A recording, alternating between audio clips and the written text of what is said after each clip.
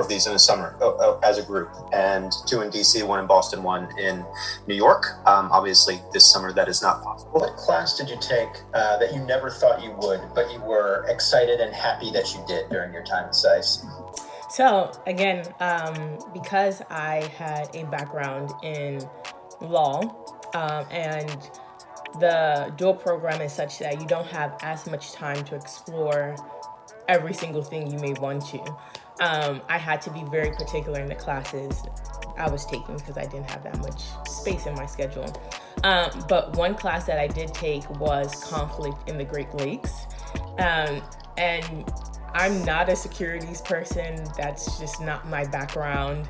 I know there is a concentration, I think it's securities concentration that we have at SAIS. And I just looked at those people in awe because I don't know the art of war. I don't understand all of that. But it was nice to understand conflict, theoretically and practically, and being able to have that in the context of African, Central Africa, and being West African.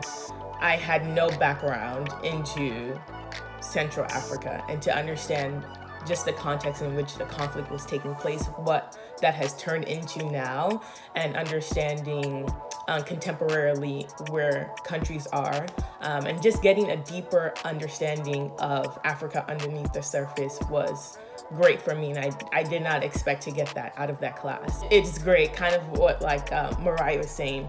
It's nice to be able to get out of your comfort zone, see classes that you ordinarily wouldn't take, and just explore that, because you never know how that would lead to a career, and how that would affect you, not just your career, but also your network as well. So make sure to do that when you go to any of these classes or any of these schools. Try to take a class that you wouldn't take, because it'll probably benefit you in some way. Final question, we're going to pose the same one to all 4 of you, so we can just go down the line in the same order, but chance for you to sing praises for your individual programs. So what was your favorite thing about your program? And we can just go around between all 4 of you. Okay, I guess I'll go for the other school in DC. So my favorite thing, I'll touch on 3. So the reason why I came to SAIS specifically, and I went to Hopkins undergrad, so maybe I'm a bit biased, and that is okay, was the heavy emphasis on economics. And I really shied away from that. I did do international studies at Hopkins undergrad, so I still had to do econ, but numbers can be scary at times. But I really wanted to challenge myself, and I thought this would be the best place before starting my career where I can actually learn something that I honestly I'm not as enthused to, or would be quite challenging to. So I had to put myself in a challenging position to do that at SAIS, and I really loved it. And now I can understand what's going on in the economy right now, and inflation and all of that stuff. And so I'm proud of myself in doing that. So that is one thing that I really loved about SAIS. The second thing similar to that is the language requirement, which all of our schools, I believe, have. And I did Spanish for the Professions minor at Hopkins undergrad, and I knew, wanting to advance my career in Africa specifically, and just international affairs in general, French would be a great language to master. And I only had 3 semesters to do that. But I did all that I could. I watched videos on YouTube. I listened to podcasts in French. I actually went and did a legal internship for 2 weeks at a law firm in Paris.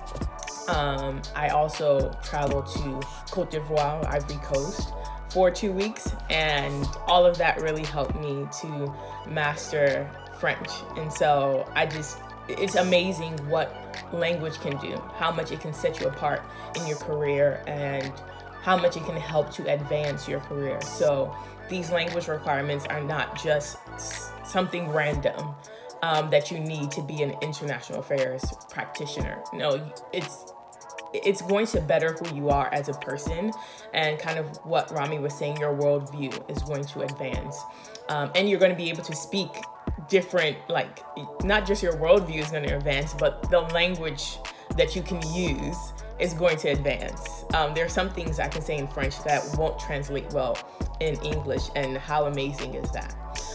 And then my last thing that we've kind of all touched on is the network, the people. It is amazing, just the people that you are sitting next to in the classroom, and just a year afterwards. It is 2020, and I just randomly had a call with 2 of my SAIS alum, and to just see what we're all doing, being a special advisor to different people in the international affairs community, and being a consultant. It's just amazing what these classmates are going to transform into in just a year or 2 or 5 or 10. These schools are really raising up world leaders, point blank. And so it is great to be able to interface and build rapport with your classmates, because they will be your colleagues one way or the other. And it's just amazing to be able to connect with people. So those are my favorite things about SAIS.